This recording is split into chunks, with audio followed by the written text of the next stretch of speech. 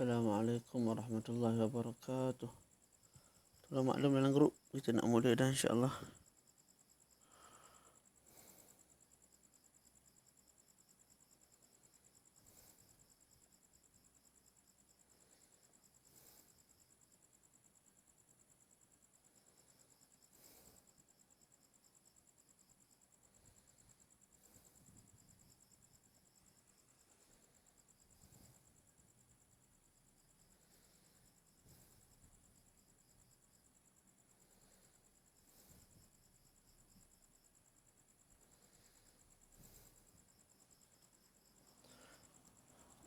Ustaz Syahmi tolong maklum dalam grup, kita nak mula dah insya-Allah.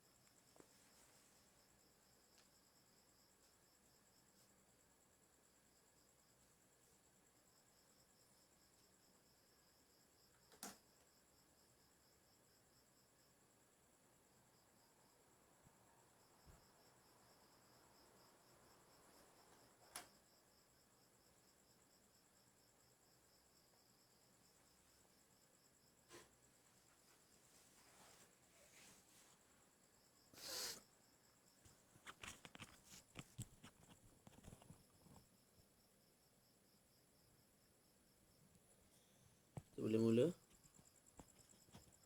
Boleh mula ke belum ni? Kita nak tunggu sekejap.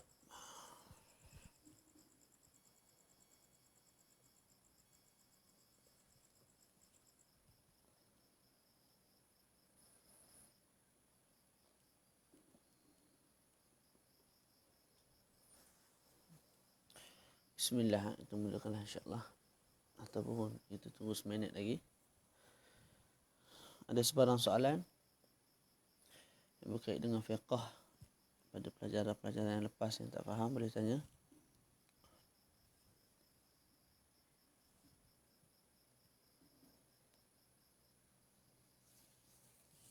Sekarang ni yang bawa habis stam tu tunggu keputusan kan?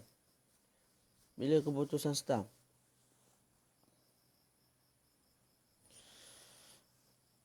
Lepas tu habis stam nak pergi ke mana ni? Ke Mesir ke Jordan ke Morocco? Tapi musim-musim Covid ni boleh je nak pergi, tapi jaga diri lah.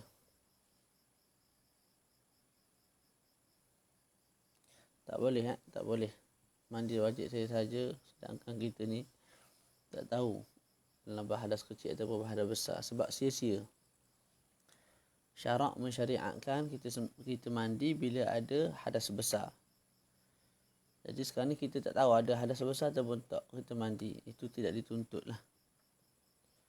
Tidak dituntut. Boleh jadi hukumnya haram buat satu perkara yang sia-sia. Kita mesti yakin kita dalam keadaan berhadas besar baru kita mandi. Okey, jelas tak bunyi suara? Kita mulakan Bismillahirrahmanirrahim. Alhamdulillahirabbil alamin. Wassalatu wassalamu ala maulana Rasulil Amin wa ala alihi wa sahbihi ajma'in. Qala rabbi syrah li sadri wa yassir li amri wahlul 'uqdatam min lisani yafqahu qawli. Nawaitu ta'allum wa ta'lim wa tadhakkura wa tadhkira an-naf'a wal intifa' lifadata wal istifadata wal hasanata masuki bi kitabillah sunnati rasulih sallallahu alaihi wa alihi wasallam wa dilalata 'alal huda ibtigha'a mardatihi wa thawabihi wa qurbihi subhanahu wa ta'ala.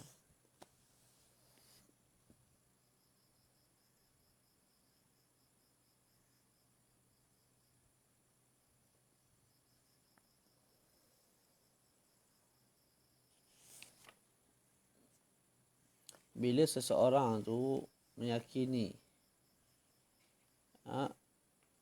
muka dia tu cantik sehingga boleh mendatangkan fitnah kepada orang lain. Tak. Adakah dia wajib menutup muka? Ya, wajib menutup muka lah. Itu kalau mendatangkan fitnah.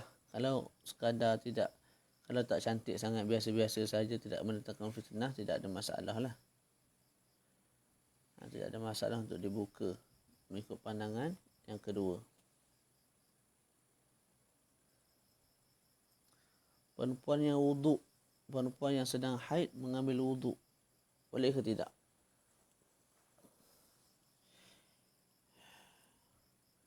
Mengambil wuduk dengan niat untuk mengangkat hadas tak boleh lah. Haram. Sebab tidak disyariatkan. Sekalipun mengangkat hadas, kekal hadas besar ada pada badan dia. Nak angkat hadas tu mesti selepas daripada suci daripada hadas besar. Cuma kalau untuk tidur, tak. Yang tu Allah Alam. Adakah dituntut perempuan yang sedang haid untuk berwuduk sebelum tidur, untuk melakukan sunat-sunat tidur, Allah Alam.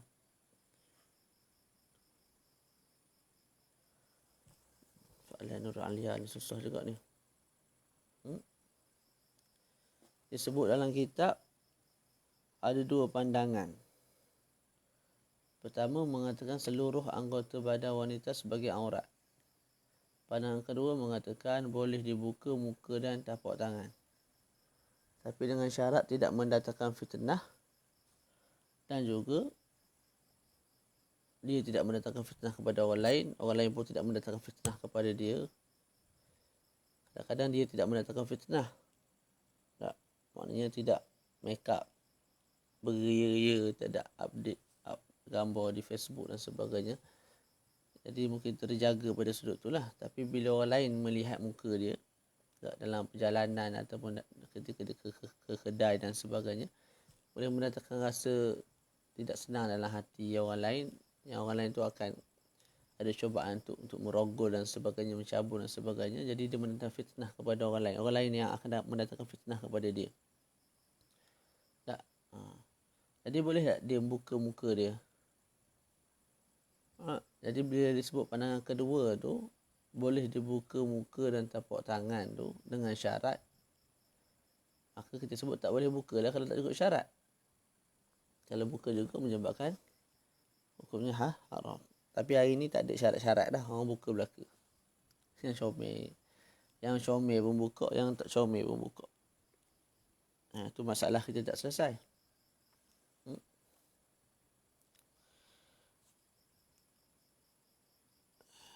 Aurat adalah satu perkara sangat penting lah. Kerajaan pun tak berapa nak ni bab benda ni. Kes zina boleh luasa, kes rogol, kes yang berkait dengan nafsu tu, antara punca besar dia aurat ni lah.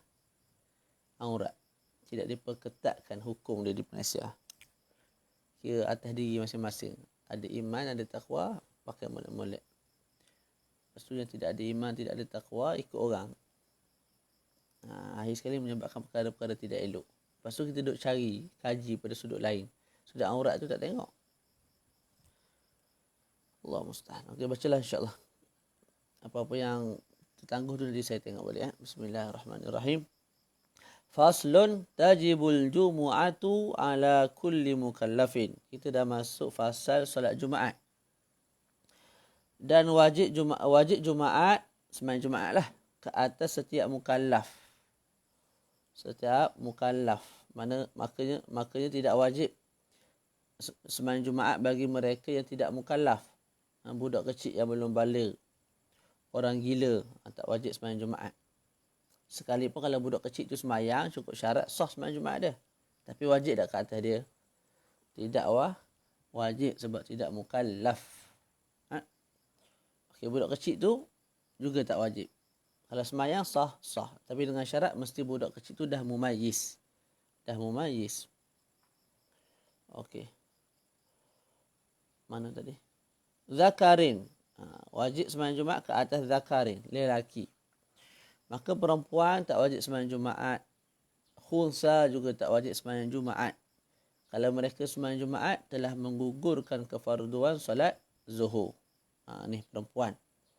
Dalam safar ke, tak, suami sembahyang Jumaat, ke atas tu ada tempat kosong. Jadi isteri tu naik ke atas, sembahyang ke atas. Sembahyang Jumaat juga dah memadai dah. Tak perlu sembahyang zuhur kali kedua lah. Sebab Jumaat itu sudah memadai untuk menggugurkan sembahyang zuhur. Okey, tapi wajib tak ke atas dia sembahyang Jumaat? Tak wajib. Hurrin, merdeka. Maka hamba tak wajib sembahyang Jumaat. Tak wajib. Tapi kalau sembahyang juga Jumaat, sah tak? Sah. Jadi hamba tak wajib sembahyang Jumaat. Sekalipun hamba tu hamba muba'ad. Hamba yang separuh. Saya pernah terang dah.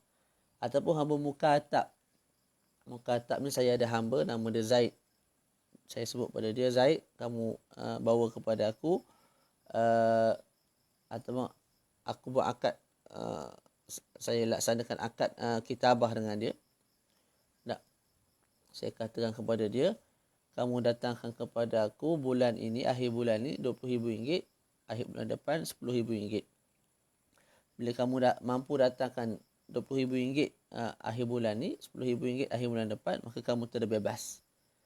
Bila dah buat akad begitu, maka hamba tu dipanggil hamba mukatab. Tak, hamba itu juga tidak wajib sembahyang Jumaat. Okey, muslimin, mesti orang muslim, orang kafir tak wajib sembahyang Jumaat. Itu pun kafir yang asli. Adapun kafir yang murtad wajib sembahyang Jumaat. Tak, seseorang tu asalnya Islam kemudian murtad, na'udzubillah. Dia wajib sembahyang Jumaat. Ustaz, dia sedang kufur, mana sah sembahyang Jumaat? Caranya ialah dia tu wajib masuk Islam semula dan wajib sembahyang Jumaat. Itu maksud dia. Bukan maksud orang murtad tu wajib sembahyang Jumaat, maknanya sedang dia murtad tu dia sembahyang Jumaat, mana nak sahnya.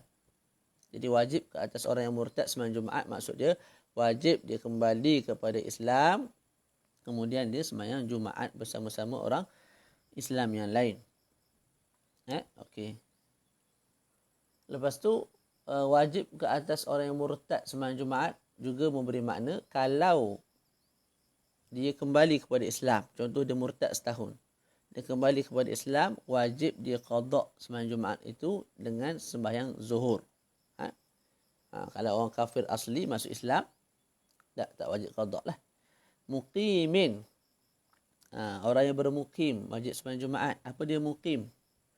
Mukim ni orang yang berniat untuk duduk satu tempat 4 hari dan ke atas. Yang tidak termasuk hari pergi dan hari balik. Tu kita panggil mukim lah tu. Dalam masa yang sama, dalam hati dia ada niat untuk kembali ke tempat dia, tempat asal dia, walaupun selepas satu tempoh. Contohlah, Ustaz Muhammad Faiz nak belajar di Mesir. Jadi duduk di Mesir berapa tahun? 4 tahun, 5 tahun, 6 tahun, 10 tahun. Walaupun lama, jadi lama tu 10 tahun, 2 tahun tu lebih daripada 3 hari lah. Lebih daripada apa? 3 hari, mana 4 hari dan ke atas.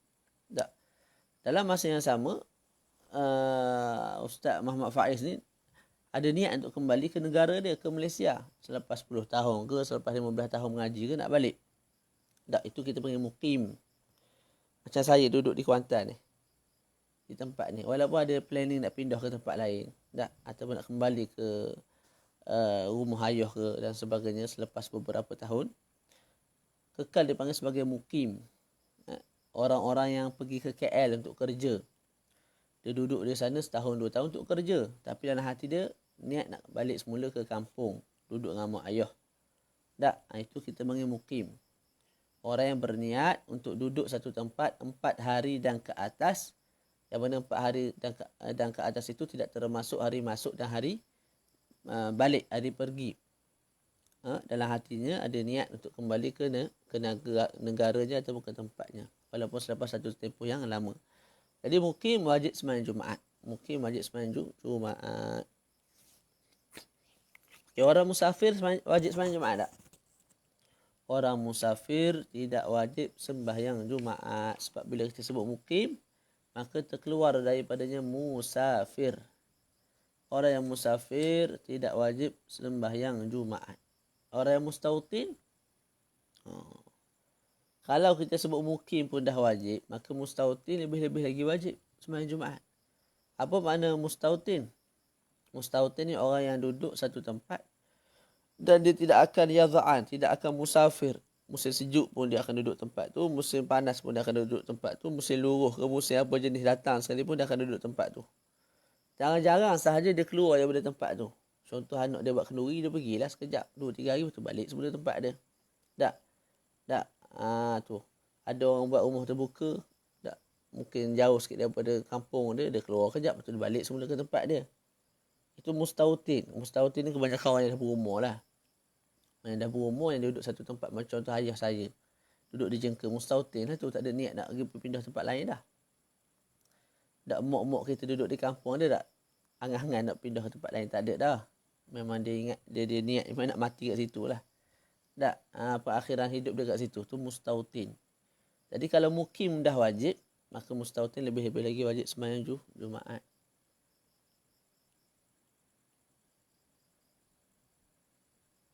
Dia kena qada semua solat yang dia tinggal. Puasa yang dia tinggal, sembahyang yang dia tinggal, semua kena qada kalau orang murtad ni.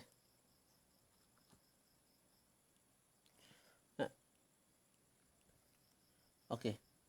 Mana tadi? Selesai kat situ. Bila maradin, tanpa sakit. Bila maradin, tanpa sakit.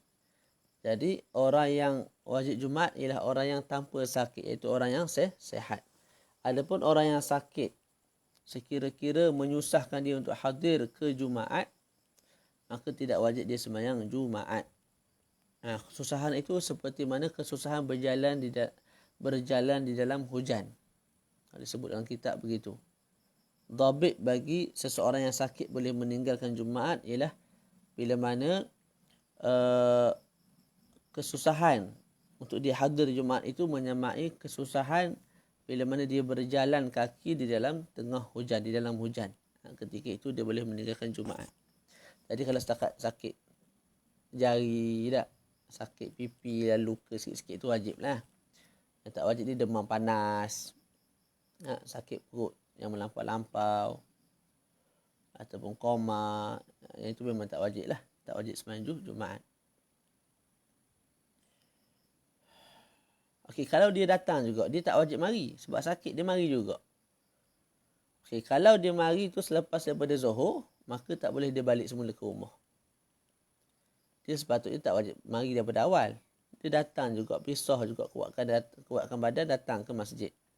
Kalau dia datang tu selepas daripada gelincir matahari, maknanya selepas masuknya waktu Jumaat, maka dia tak boleh berpaling, dia tak boleh balik semula ke rumah.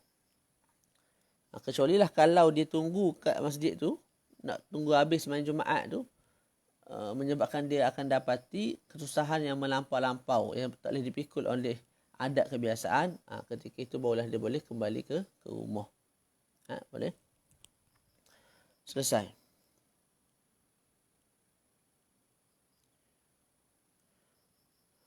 Dalam sebuah hadis baginda Nabi SAW bersabda, Al-Jumu'atu haqqun wajibun ala kulli muslimin. Jumaat itu satu kewajipan yang wajib bagi setiap muslim, illa arba'atan, kecuali 4. Ataupun illa arba'atun, kecuali 4 orang. Abdun mamluk, hamba tak wajib. Aw imra'atun, perempuan tak wajib. Aw sabiyun, budak kecil tak wajib. Aw maridun, orang yang sakit juga tidak wajib Jumaat. Wa yu'zaru. Okey, selesai. Jadi tadi kita bincang apa? Tadi kita bincang syarat-syarat wajibnya Jumaat. Dengan makna tak cukup syarat itu, tak wajiblah seseorang itu sembahyang Jumaat. Berapa syarat dia? Islam, baligh, berakal, merdeka, lelaki, sehat dan juga iqamah, mesti bermukim. 7 lah lebih kurang. 7. Sekarang ni kita nak masuk perbincangan tentang uzur-uzur yang menyebabkan seseorang itu boleh tinggal sembahyang Jumaat dan juga sembahyang jemaah. Jemaah pun boleh tinggal, Jumaat pun boleh tinggal. Maknanya kalau sembahyang jemaah Zuhur, sembahyang jemaah Asar, dia ada uzur, dia tak pergi. Tak, maka tidak dihukumkan sebagai makruh kepada dia sebab meninggalkan sembahyang jemaah Zuhur, Asar di surau masjid. Tak. Kalau solat tu solat wajib, dia tinggalkan. Contohnya sembahyang Jumaat lah. Maka ketika itu tidak dianggap sebagai berdosa bila dia tinggalkan sembahyang tersebut.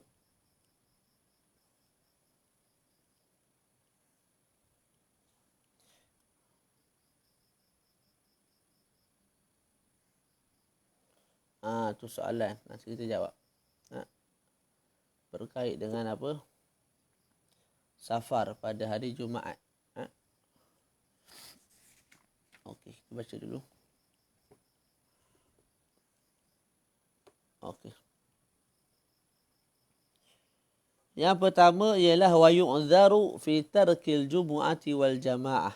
Dimaafkan, diuzurkan. Makna diuzurkan kat sini tadilah. Kalau sembahyang itu disunatkan berjemaah, kita tinggal jemaah, maka tidak dihukumkan sebagai makruh ke atas diri kita. Kalau sembahyang itu wajib, kita tinggal sebab ada uzur, maka tidak dihukum berdosa ke atas diri kita. Yang pertama, indal matar, ketika mana hujan. Dengan syarat, hujan itu membasahkan baju dia dan dia tidak ada kinan. Tidak ada kinan ni, tidak ada apa, payung, tidak ada perkara yang menghalang dia daripada kena hujan. Itu. Boleh? Hujan dan kita tidak ada kereta, hanya ada motor. Kita tidak ada apa tu? Payung. Ketika itu menjadi keunduran kepada kita untuk meninggalkan Jumaat. Sebab apa? Kalau kita pergi menyebabkan basuh habis kita punya pakaian kita. Itu yang pertama. Ya Ustaz Amirul, kalau datang sebelum Zuhur dia boleh patah balik. Sebab kefarduan Zuhur tu ataupun Jumaat tu belum dituju ke atas dia. Sebab waktu pun belum masuk. Jadi dia boleh patah balik lah. Okey, selesai. Yang kedua, mana tadi? Wal marad, sakit. Sakit yang macam mana tadi lah? Sakit yang menyebabkan kesusahan secara adatnya untuk dia datang sembahyang Jumaat. Ketika itu dia boleh tinggal sembahyang Jumaat, dia boleh tinggal sembahyang jemaah. Boleh? Seterusnya at-tamrid. At-tamrid ni apa dia? At-tamrid ni kita menjaga orang sakit. Bagi orang yang tidak ada orang yang menjaga dia. Pening dah ayat tu. Jadi orang tu tak ada orang jaga dia. Dia sakit. Kita jaga dia. Tak. Kalau kita tinggalkan dia, dia susah untuk buat urusan sendirilah. Nak ambil makanan, nak suap makanan, nak kencing apa semua susah sebab tak ada orang jaga.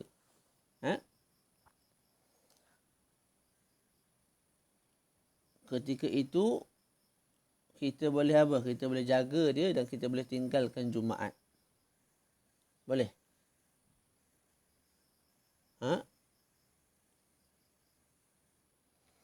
Ataupun orang tu ada dah orang jaga dia. Cumanya orang yang jaga dia tu dia tak berapa nak rapat. Kadang-kadang bila tak berapa nak rapat ni banyak benda yang segan lah. Tak?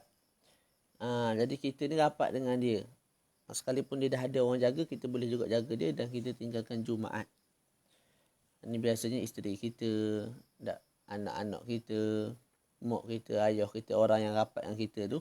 Kalau orang asing jaga, dia tak berapa nak masuk molek lah. Dia segan, dia banyak benda lah. Tapi kalau kita jaga, dia lebih mudah untuk minta tolong. Hajat-hajat dia pun dia tak malu. Terutama berkait dengan aurat, kencing, berak semua tu. Kalau jadi orang rapat yang kita ni tak ada masalah. Dia tak malu sangat benda-benda lagu tu. Jadi ketika itu kita jaga dia. Kita boleh tinggalkan Jumaat. Kalau kita tinggal dia, susah kawan tu. Tak? Seterusnya, wa isyrafu indal matari wal maradi wat tamridi wa isyrafil qarib wa nahwihi anal maut.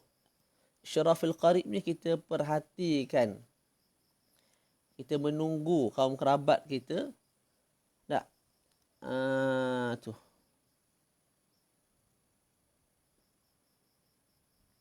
Ayah kita, mak kita. Ataupun selain daripada kaum kerabat kita. Contoh isteri kita. Kita punya mertua kita, hamba kita, kawan kita, ustaz kita, orang yang membebaskan kita ataupun orang yang kita bebaskan dia. Tak. Jadi kaum kerabat ataupun bukan kaum kerabat. Maknanya orang yang rapat dengan kita lah. Tak. Sekalipun orang tu tidak ya'nas bihi. Maknanya tidak berapa rapat. Ya'nasnya apa? Tidak ngam molek dengan kita. Ya'nas ni maknanya ada orang yang betul-betul rapat sembang, buai apa semua tu. Ada orang yang sekadar orang biasa lah. Taklah benci tapi hubungan tu tak terlalu ngam.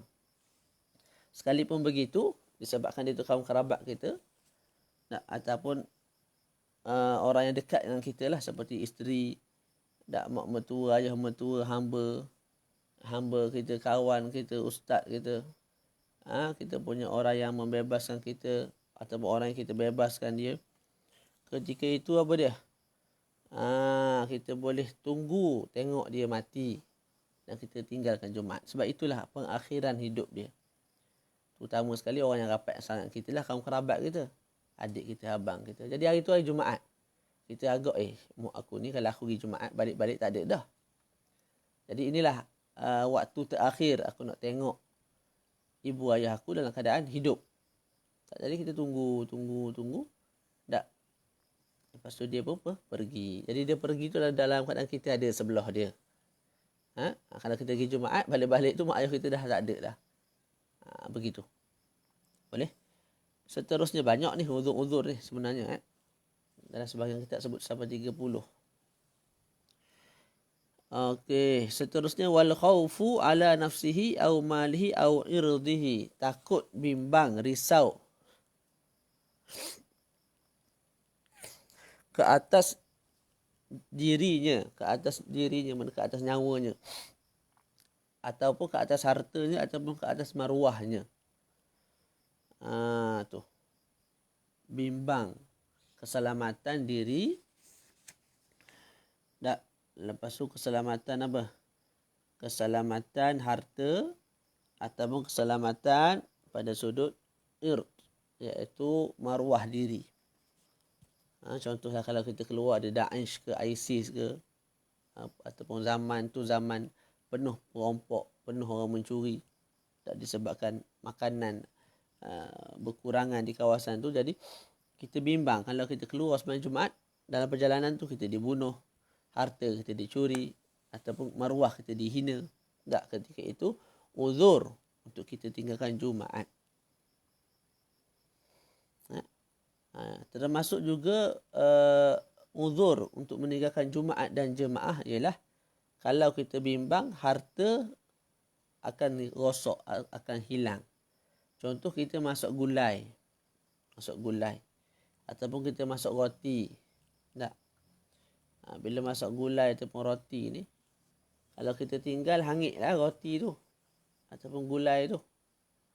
Waktu tu kita boleh tinggalkan sembahyang Jumaat untuk kita jaga gulai tu. Ustaz, ada orang lain boleh jaga. Ketika itu wajib kita sembahyang Jumaat lah. Seruh kepada orang lain untuk menjaga gulai tu. Perhatikan gulai tu, kacau gulai tu supaya tak hangit, tak rosak. Allah Rabbi. Okey, jadi disebut kat sini al-khaufu ala nafsihi au malihi au irdihi. Begitu juga kalau kita takut ke atas ikhtisas. Ikhtisas ni maknanya perkara-perkara yang najis dan ianya dikuasai oleh kita. Contoh anjing, baja tahi lembu, tahi kambing tak. Tu najis belaka tu. Kita tak panggil milik kita. Kita panggil ikhtisas. Hadza mukhtasum bi atau mukhtasun li. Ini khusus untuk aku. Barang begitu juga kita boleh jaga dia. Kalau kita bimbang dicuri, dihancurkan, dan kita boleh meninggalkan Jumaat. Boleh? Okey, selesai. Wa mudafa'atil hadas. Wa mudafa'ati al-hadas. Dan juga menahan daripada apa? Hadas, iaitu menahan daripada kencing, menahan daripada buang angin, menahan daripada buang air besar, dan juga menahan diri daripada setiap perkara yang keluar daripada perut dan setiap perkara yang menghilangkan kekhusyukan. Tak, itu semua dianggap sebagai uzur. Dianggap sebagai uzur.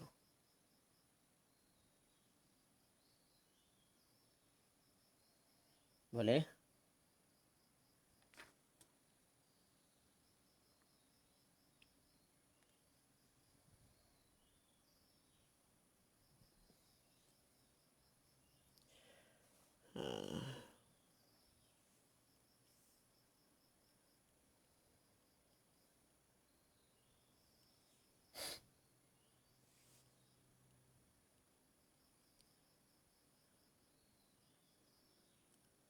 Uzur itu pula kalau ma'asi'atil waqt, kalau waktu tu masih luas. Tak. Jadi contohnya orang sembahyang jemaah Zuhur di surau, di masjid. Kita tak pergi sebab apa? Kita nak kencing, nak buang air besar. Tu. Ataupun nak kentut, ataupun nak muntah dan sebagainya, perkara-perkara yang menghilangkan khusyuk. Ketika itu dimaaf. Kita tak hadir ke jemaah ataupun Jumaat. Jumaat ni gambarannya kalau kita duduk tandas lama sangatlah, sakit perut yang melampau-lampau, kita buang air besar, hari sekali menyebabkan kita tinggal Jumaat. Tak. Ataupun kita pergi masjid dah, kita pergi tandas, duduk tandas je. Orang dah semayang, orang dah khutbah habis semua dah, baru kita keluar dari tandas. Dianggap sebagai uzur, tak berdosa lah. Tapi dengan syarat apa? Dengan syarat masa masih luas. Masa masih luas ni, kalau gambaran yang mungkin mudah sikit ialah kalau sembahyang Zuhur biasa. Sembahyang Zuhur biasa, orang sembahyang jemaah, kita duduk tandas. Untuk buang air besar, buang air kecil tak. Tu. Ketika itu hukumnya apa? Hukumnya dimaaf. Kita tidak hadir di jemaah. Sebab apa? Kita tak boleh sembahyang di awal waktu, kita sembahyang di akhir waktu, di tengah waktu. Jadi tak boleh sembahyang berjemaah pun, kita boleh sembahyang seorang-seorang diri tengah waktu atau akhir waktu. Tapi kalau waktu tu dah sempit, ketika itu tidak dianggap sebagai uzur lah. Kamu nak kencing dulu ke nak sembahyang dulu? Kalau kamu kencing dulu, keluar waktu Zuhur. Kalau kamu sembahyang dulu, tak, dalam keadaan kamu boleh sembahyang 4 rakaat dalam waktu Zuhur. Ketika itu wajib sembahyang dulu, jangan kencing dulu. Melainkan kalau ditakuti ke atas dirinya mudarat. Ditakuti ke atas dirinya mudarat. Kalau doktor sebut kamu ni kalau tahan kencing menyebabkan sekian perkara, ketika itu walaupun dah akhir waktu, pergilah kencing dulu. Lepas tu semayang, walaupun keluar waktu, tidak ada masalah lah, dimaaf. Boleh?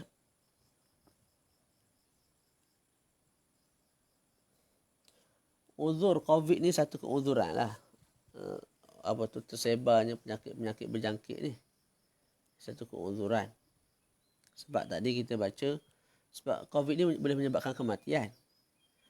Dan kita baca tadi, walaupun sakit, tak menyebabkan kematian pun, sakit. Dah boleh untuk kita tidak hadir. Sekalipun hujan ni tidak menyebabkan kematian.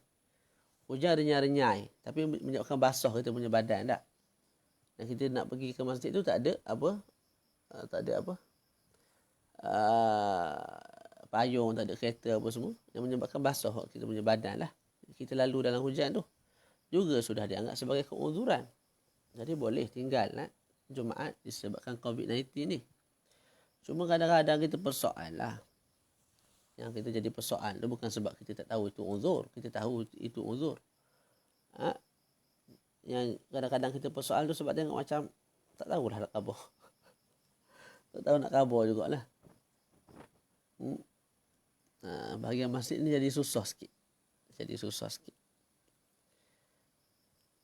Sebab katanya boleh semayang kat rumah jemaah. Betul lah, boleh semayang kat rumah jemaah tu kita pun tahu. Tapi kalau ekonomi ni,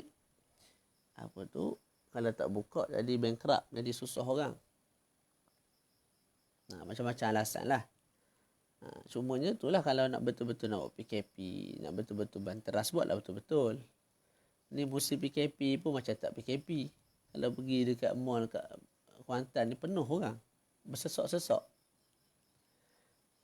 Tu. Boleh tak? Sedangkan mall ni bukan makanan asasi, bukan nasi. Bukan ayam, bukan ikan, bukan sayur, bukan lauk-lauk benda keperluan harian, tak. Emas, baju, kasut, tak, perkara-perkara lagu tu orang bukan tukar tiap-tiap hari. Betul tak? Jadi itulah, kalau nak buat betul-betul. Sebab hari ni kalau kita buat ke tak buat ke, rakyat komplain. Rakyat akan komplain.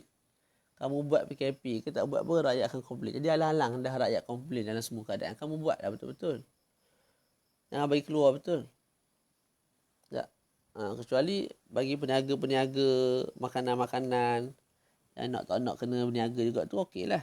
Kalau tak berniaga tu mati. Tapi kalau macam mall-mall besar ni tak berniaga, tak mati-mati pun. Dia rugi, memang rugi lah. Semua orang rugi, bukan kamu seorang. Kamu token besar memang sedikit sebanyak akan rugi. Tapi kamu rugi pun dalam bank berapa ratus ribu, juta-juta, bilion lagi ada. Tak? Jadi kena terpaksa rugi sikit lah. Ni buka juga. Lepas tu orang berkumpul kat sana. Jadi kat Kuantan ni, Mega Mall-nya, ECM-nya apa semua tu, KP, Kuantan Parade, ada pula ke kes. Tapi bila ada kes, dia tutup kedai yang ada kes je. Dia tak tutup satu mall. Dia berterusan lah buka sampai ke hari ni. Jadi kes tu terus meningkat begitulah. Kita tidak ada masalah untuk tutup masjid, tutup surau. Tapi biar betul-betul buat. Biar kat depan tu ada polis, ada orang jaga supaya betul-betul orang tak datang. Nah, kadang-kadang kita sebut tak boleh. Orang datang semacam je. Sebab tak ada orang jaga, tak ada orang perhati. Kadang-kadang saja polis mari, kebetulan kena compound orang letak tak. Lepas tu dekat mall-mall besar tu lah. Jadi terkilan sikit. Sebab kes pun banyak juga daripada situ. Air sekali tak turun-turun lah kesnya. Nah itu. Adapun pada sudut ilmiahnya memang boleh tinggal. Tidak ada masalah. Disebabkan penyakit-penyakit begitu. Menjadi satu keunzuran lah. Allahu'alam lah. Orang nak banyak-banyak Malaysia ni. Wasyiddatil ju'i wal atash. Terlampau lapar dan juga terlampau dahaga. Itu juga boleh menjadi keunzuran untuk kita meninggalkan jemaah dan Jumaat. Boleh tak? Kes makan punya cerita. Kes makan punya cerita. Tapi mesti makanan tu dah hadir. Maknanya dah ada. Sudah ada di depan mata.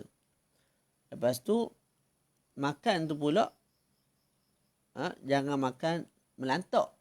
Makan sekadar apa? Sekadar menutup kelaparan yang melampau-lampau tadi tu. Dan juga kedahagaan yang melampau-lampau tadi tu.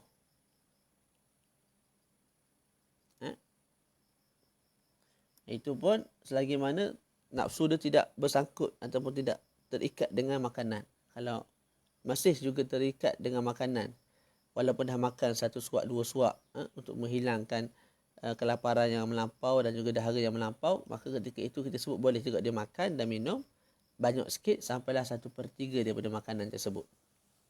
Jadi terlampau dahaga, terlampau kenyang, terlampau dahaga dan juga terlampau lapar menjadi keunzuran untuk meninggalkan jemaah dan juga Jumaat.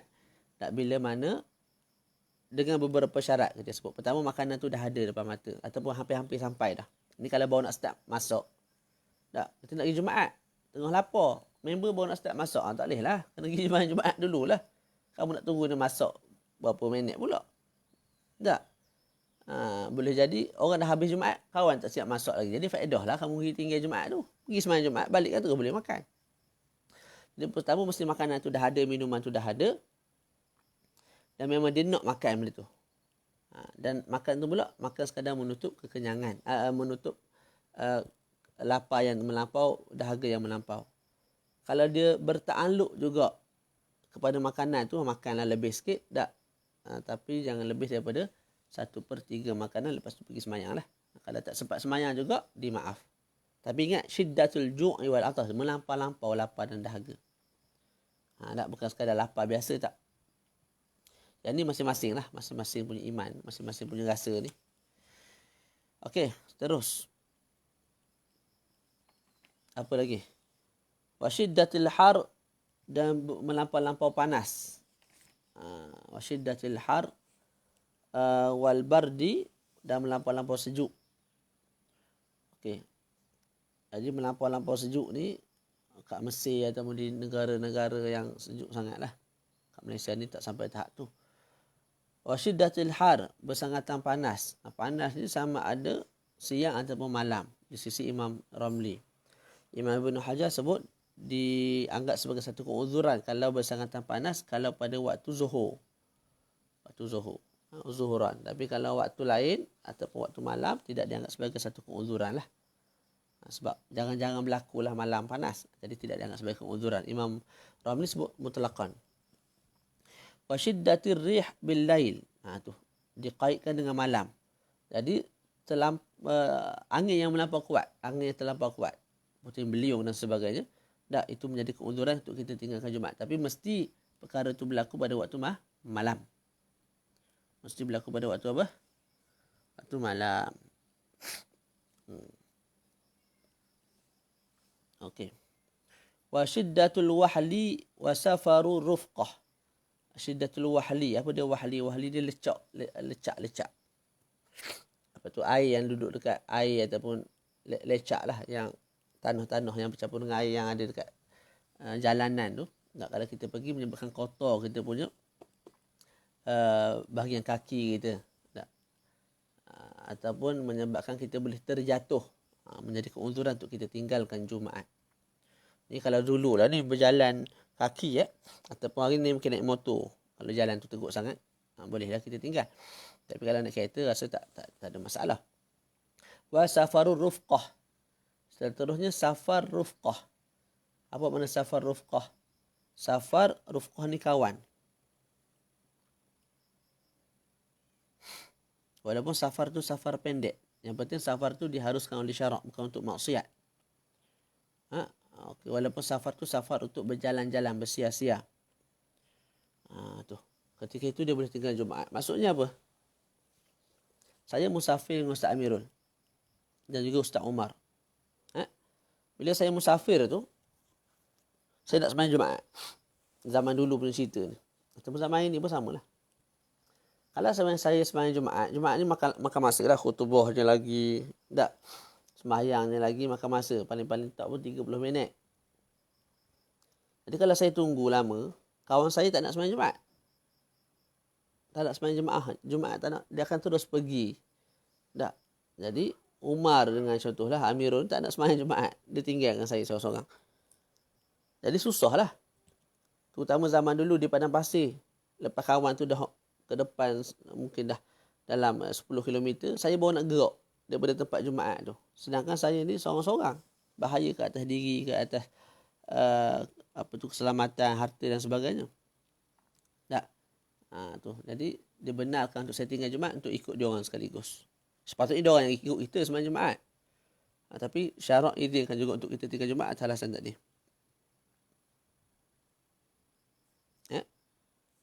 Malah disebut sekalipun kita rasa aman kat atas diri kita dan harta kita. Mana sekalipun kawan kita tinggalkan kita jalan seorang nak follow dia balik, nak kejar dia balik. Tidak ada pun orang yang akan curi barang kita ataupun bunuh kita, melukakan badan-badan kita. Tak. Sekalipun rasa aman, kekal kita boleh tinggalkan Jumaat untuk kejar sahabat kita tadi tu. Boleh? Dan banyak lagi lah uzur yang menyebabkan kita boleh tinggal Jumaat. Antara lain apa? Antara lain kita sibuk menguruskan mayat. Kita dah sedang sibuk menguruskan mayat, takkan nak tinggal mayat tu sambung lepas Jumaat. Bukan dia. Ataupun ada orang yang akan menyakiti kita dalam perjalanan. Layali zafaf. Malam-malam perkahwinan. Dia rasanya 3 malam pertama ataupun malam pertama sahaja. Rasanya 3 malam pertama. Kita tengok balik. Kita baru kahwin. Tak, maghrib isyak tu tak sembahyang jemaah. Dia anggap sebagai satu uzur lah. Dia ada cerita lain lah kalau kahwin ni. Boleh tak? Dan sebagainya lah. Yang seterusnya kita sebut. Sur'atu qira'atil imam ma'abutu'i qira'atil ma'mum. Tak sembahyang jemaah sebab apa? Imam saya baca laju sangat. Aku baca lambat. tak ada nak kerja. Jadi semayang kat rumah seorang-seorang. Juga dianggap sebagai keuzuran. Boleh tak? Okey. Ada soalan? Allah. Macam nak ketandas pula ni. Banyak minum air. Bismillahirrahmanirrahim. Ada sebarang soalan tak? Boleh tulis soalan dulu, saya nak ketandas ya.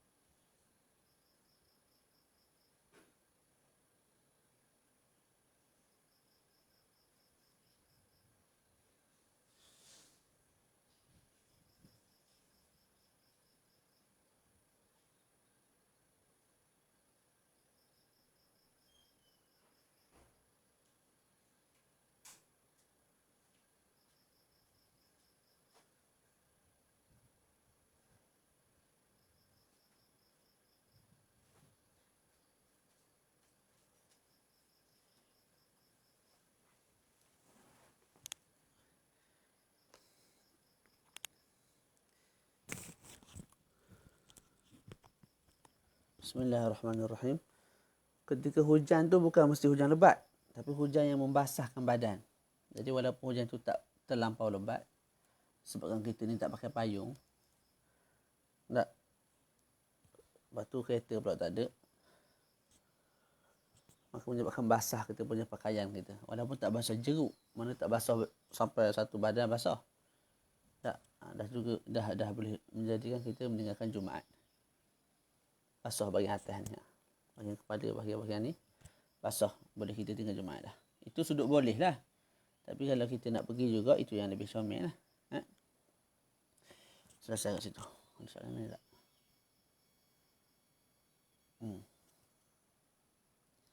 Covid tu uzur uzur. Tapi kita kena rasa bersalah sikit lah.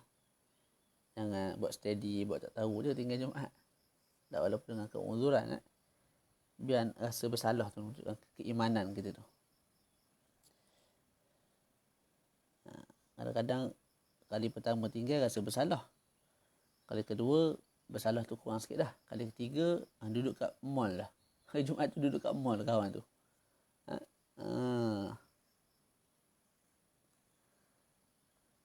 Terus kita baca. Kita baca sampai solat jenazah hari ni. Terus bismillahirrahmanirrahim. Dah masuk solat al-janazah. Betul? Jumaat lagi. Wa syurutul Jum'ah an takuna kulluha fi waqti dhuhri. Syarat nak sah Jumaat. Tadi syarat wajib Jumaat yang kita mula bincang tu ada 6 tu. Ada 7 tu. Sekarang ni syarat sah Jumaat. Nak sah Jumaat tu. Tak. Macam apa syaratnya? Yang pertama, an takuna kulluha fi waqti dhuhur. Mestilah semua sekali tu dalam waktu zuhur. Maknanya semua sekali kat sini ialah sembahyang 2 rakaat dan juga khutbah. Ataupun nanti pada khutbah dia sebut juga khutbah tu mesti dalam waktu zuhur. Jadi kita sebut kat sini Jumaat yang dimaksudkan dengan semua ataupun keseluruhan Jumaat dalam waktu zuhur, maknanya 2 rakaat tu. 2 rakaat tu dalam waktu zuhur. 2 rakaat tu dalam waktu apa? Dalam waktu zuhur. Sebab Nabi SAW dan juga Khulafa Ar-Rashidun tidak mendirikan Jumaat melainkan dalam waktu zuhur. Kalau keluar waktu dah. Contohlah hari itu ada masalah, lagu mana cerita. Dah keluar waktu zuhur dah. Baru nak buat sembahyang zuhur tak boleh lah. Baru nak buat sembahyang Jumaat tak boleh. Ketika itu qada dalam keadaan zuhur 4 rakaat. Ataupun sedang sembahyang rakaat pertama Jumaat. Masuk rakaat kedua Jumaat, orang azan. Allahu Akbar, azan asar. Dia tak selesai lagi sembahyang Jumaat. Kawasan tu. Untuk imam kena bangun 4 rakaat juga. Makmum pun kena ikut 4 rakaat. Sebab apa? Sebab sembahyang tu tidak tertunai secara sempurna 2 rakaat dalam waktu zuhur. Ataupun syak. Kalau syak lain sikit. Kita tengah sembahyang, kita syak.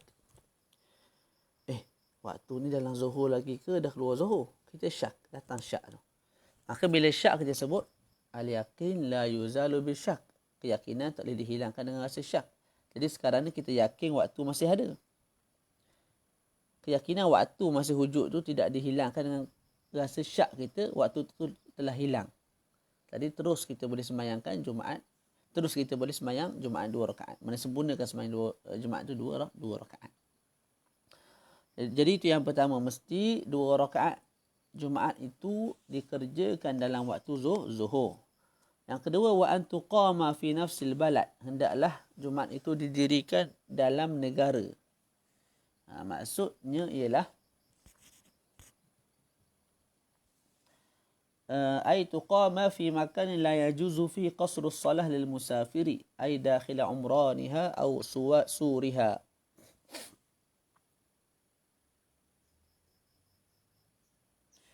Maksud wa an tuqama fi nafsil balad ialah kita mesti dirikan Jumaat di tempat yang kalau orang musafir start bergerak, dia masih tak boleh sembahyang jamak qasar. Maknanya dalam kawasan kita lah, dalam mukim kita tu. Kita mesti buat dalam tu. Sembahyang Jumaat. Sama ada kawasan kita tu kampung ataupun bandar, ikutlah. Tak. Sama ada bangunan-bangunan yang ada kat situ dibuat daripada khasyab, daripada kayu, daripada pelepah-pelepah kurma dan sebagainya. Tidak ada masalah. Tak boleh sembahyang Jumaat. Jadi, contohlah. Ni, tab ni. Ni kawasan rumah saya. Kawasan saya lah, kawasan saya. Selagi mana saya tak keluar daripada kawasan ni, saya boleh jamak qasar tak? Tak boleh. Betul tak? Okay, sembahyang Jumaat mesti didirikan dalam kawasan ini. Tak boleh didirikan di luar kawasan. Kalau kita dirikan Jumaat di luar kawasan, maknanya luar kawasan tu kalau orang dalam kawasan ni keluar, dah sampai ke tahap tu, dia boleh sembahyang jamak qasar dah. Kita buat kat tempat tu sembahyang Jumaat, sembahyang tak sah. Boleh? Jadi mesti didirikan Jumaat di satu tempat yang tempat tu tidak boleh dijamak qasarkan oleh orang yang musafir daripada dalam kawasan ke tempat tersebut. Faham tak? Tu. Tengok sikit kat sini.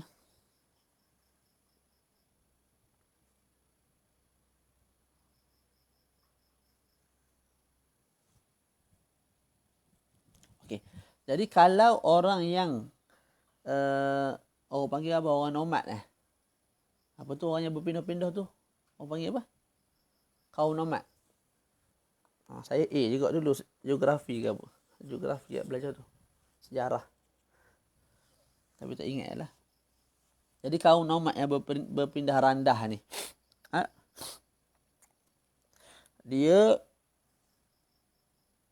duduk di satu tempat di padang pasir.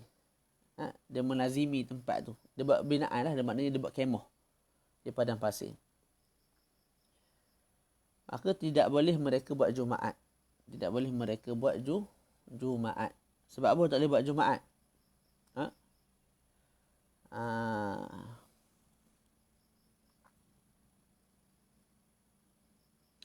Sebab mereka bukan berada di dalam kawasan binaan-binaan para penduduk. Malah mereka duduk di luar kawasan, di padang pasir. Boleh tak? Maka ketika itu tak boleh nak buat Jumaat lah. Orang yang berada di atas kapal,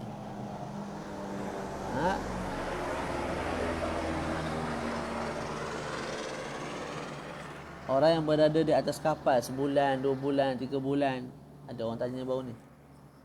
Boleh tak buat Jumaat? Tak boleh. Sebab apa? Dia duduk di luar kawasan. Di tempat yang kalau orang kawasan pergi ke tempat tu, orang tu boleh jamak qasar lah. Tu. Jadi tak boleh buat sembahyang jamak qasar. Tak boleh sembahyang Jumaat di atas kapal. Sekalipun bilangannya 40 orang, 50 orang, tak boleh sembahyang Jumaat. Itu mengikut mazhab Syafi'i lah.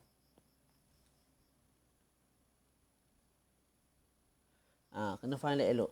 Ustaz Amirul, soalan awak bagus.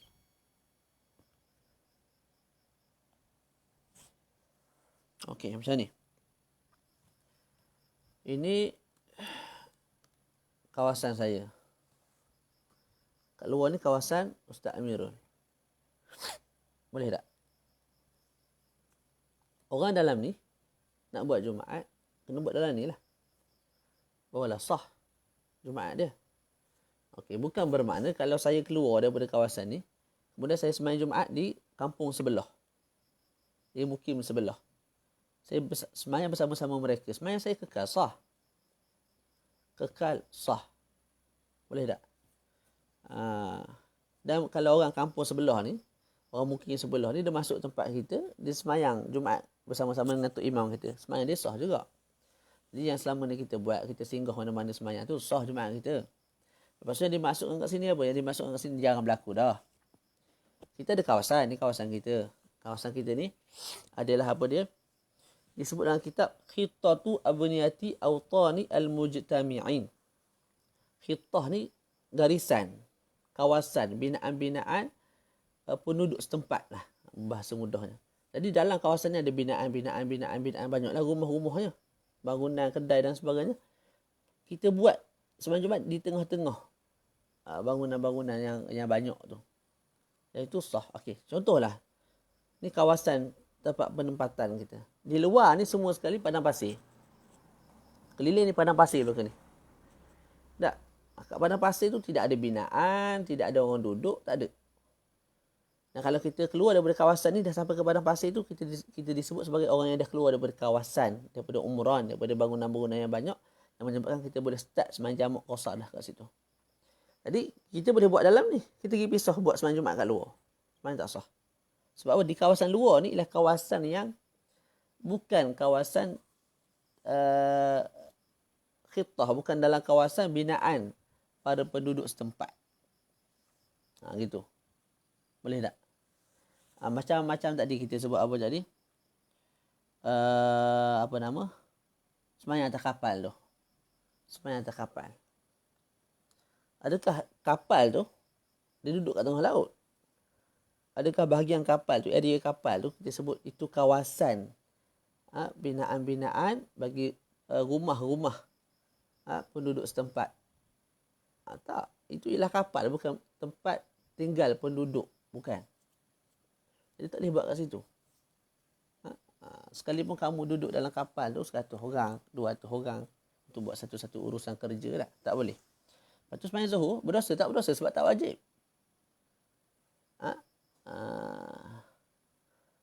Sebab apa? Sebab tak cukup syarat. Boleh tak? Selesai kat situ. Okay, wa in tuqa wa an tuqama tu bukan wa in tu. Wa an kat atas baca apa? Matan. Wa an tuqama. Wa alla tuqama qablaha jumu'atun fi tilkal balad. Al-balad kat sini saya pernah tanya guru saya, Syekh Mustafa, dia kata al-balad kat sini bukan makna negeri ataupun negara, kawasan, maksudnya kawasan. Kawasan Tanjung Lumpur, kawasan Peramu, kawasan Kepadang, kawasan gitu. Tanjung Api, yang tu kawasan. Tak, tu. Kita panggil kawasan ataupun kampung boleh kot. Jadi hendaklah tidak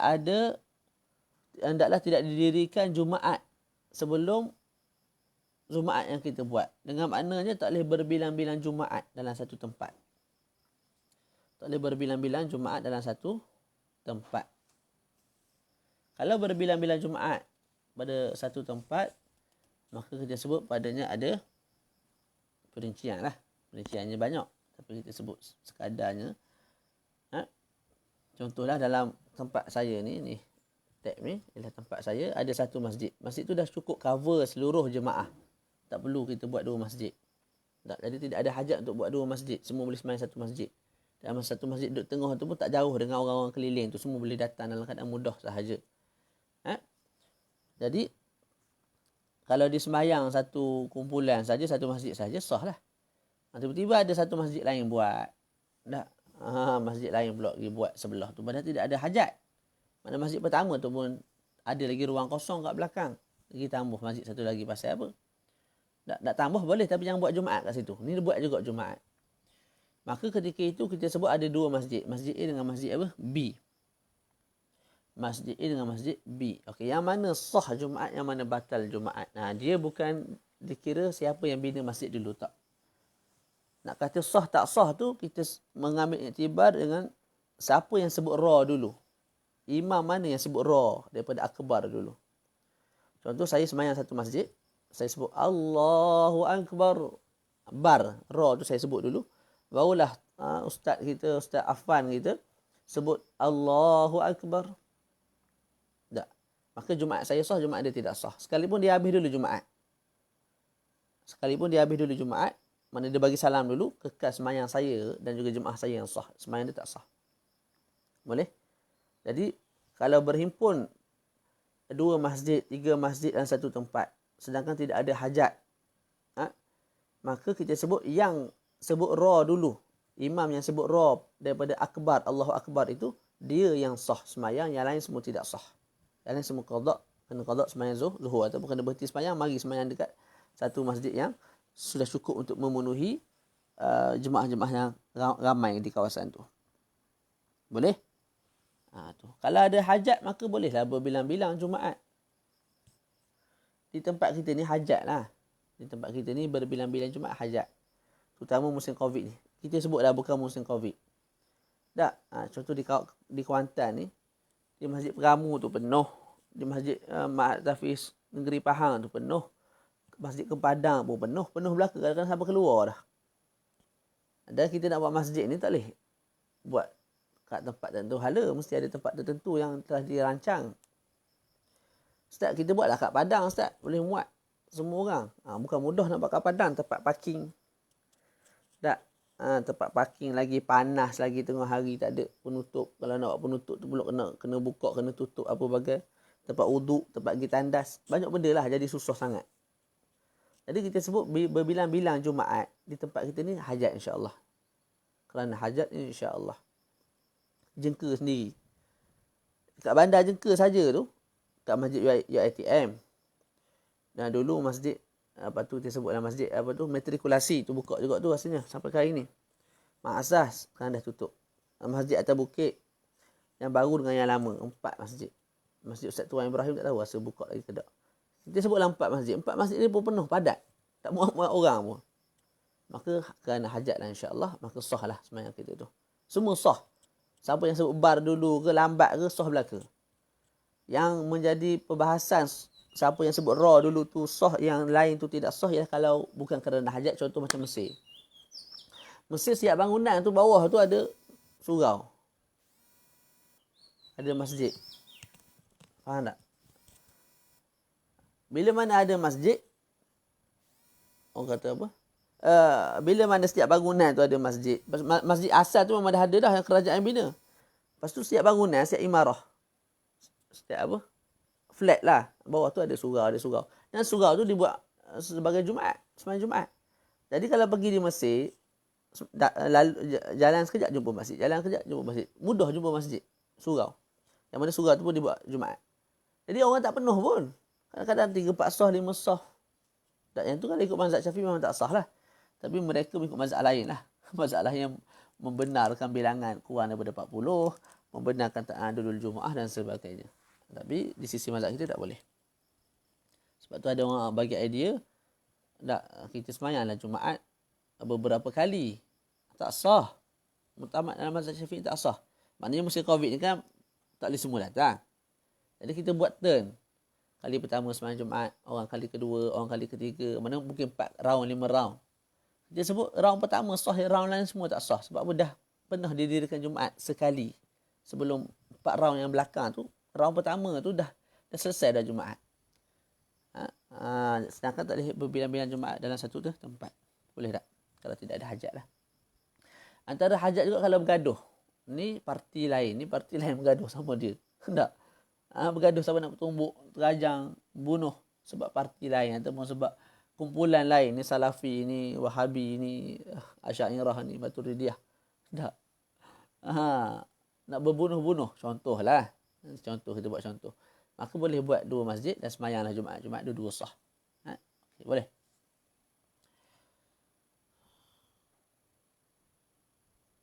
Di kawasan saya, masjid di qaryah, tu kerana hajat lah tu. InsyaAllah kerana hajat. Sebab hari ni memang tak muat. Kalau kita nak ikut SOP memang tak muat. Sepatut muat 2,000 orang, 1,000 orang. Dah jadi 500 orang muat. Ataupun kurang daripada tu. Maka molek lah tu kalau kita surau pun kita buka untuk Jumaat. Dan surau tu pun berapa orang saja boleh masuk. Surau orang besar sangat. Itu kerana hajat lah insyaAllah. Dan dua-dua sah. Dua-dua sah insyaAllah. Dia perincian banyak bab ni. Ustaz Syekh Mustafa tulis dalam kitab Mu'nisul Jalis, nanti kita baca lah. Selesai. Terus baca abang. Lama pula dah. Mana tadi? Tak apa. Pada khutbah mudah ya.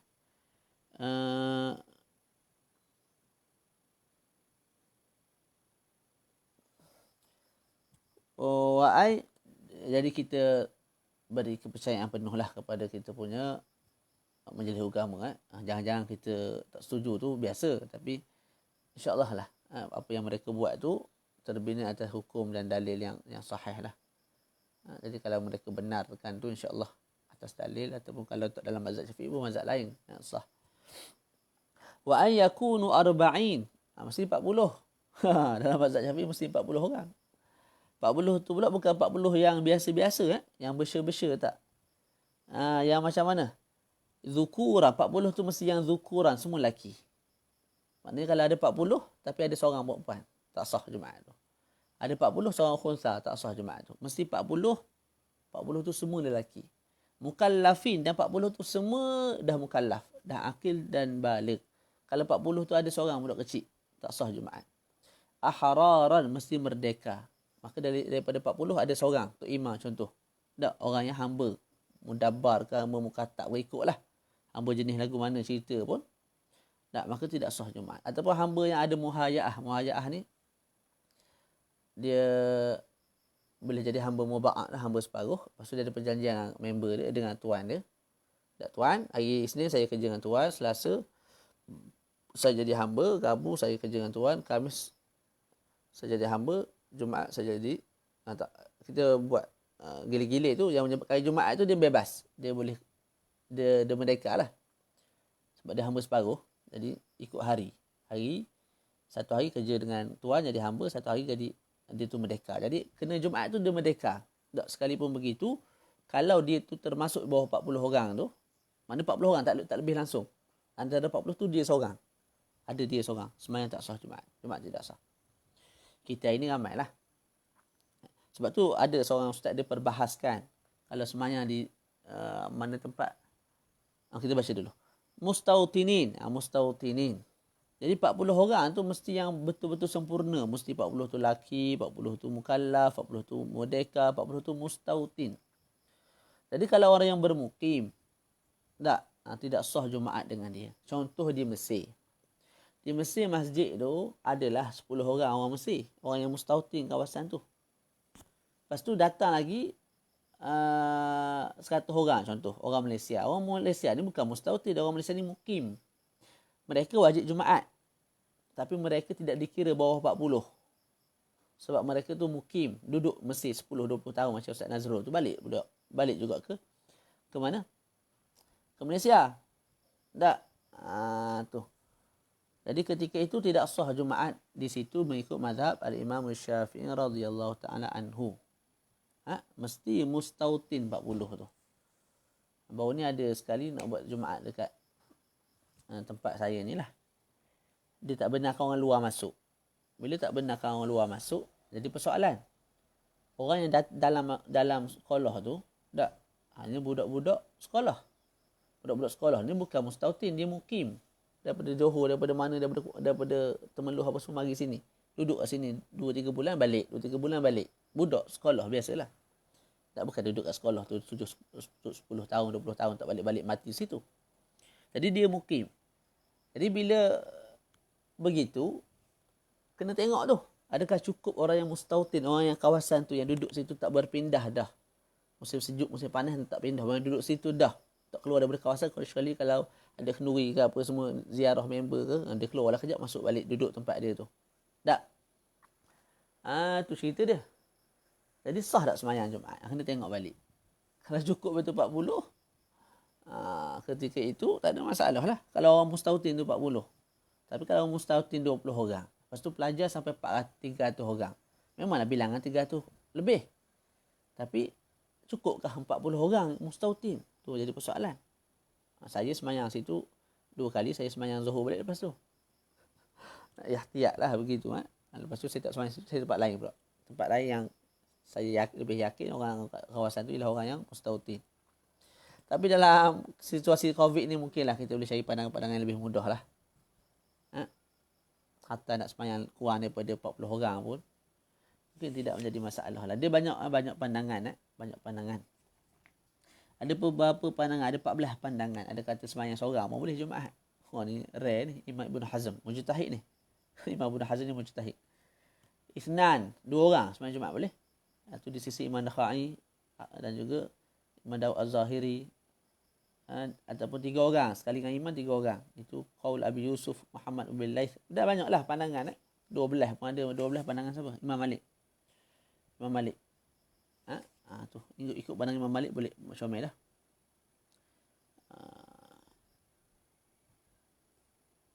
Kita 40. Bersama-sama dengan Imam 40 kita. Dan 40 tu pula mesti cukup syarat tadi. Lelaki, mukallaf, ahrar, mustautin. Apa dia mustautinun? La yaz'anu tu maknanya la yusafiru. Syitaan musim sejuk, wala saifan musim panas dia tak bermusafir pergi mana. Illa li hajah, kecuali kalau ada hajat tadilah, jual beli bisnes dan sebagainya.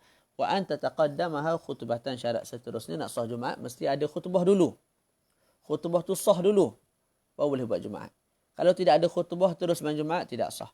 Ataupun ada khutbah tapi khutbah tu tidak sah, Jumaat juga tidak sah. Kadar tempoh tu tak disebut. Sebab tu saya sebut tadi mukim tu orang yang duduk satu tempat dan dia ada niat untuk berpindah. Walaupun duduk tempat tu lama. Kita pergi, tok guru kita dululah. Pergi Mekah mengaji 40 tahun.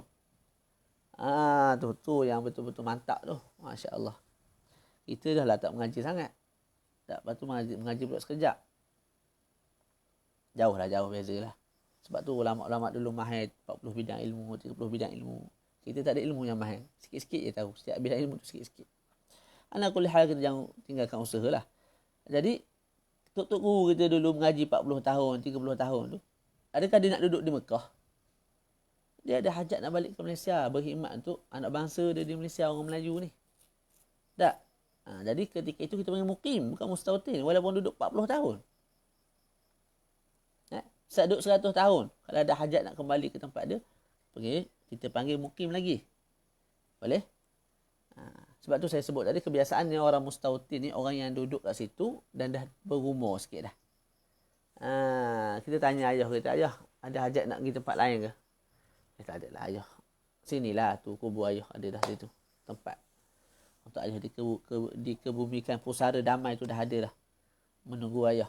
Dia akan jawab apa tu, jawapan yang menunjukkan dia tu tak nak pindah mana-mana dah. Tapi kalau anak muda macam kita, macam saya sendiri, tak tahulah ada selama-lamanya dalam Tahfidzul Ras ni ataupun akan berpindah. Rasanya ada niat jugalah nak masuk bahagian fatwa apa semua, cari pengalaman tu. Tapi kena upgrade sikit lah. Master PhD tu kena ada.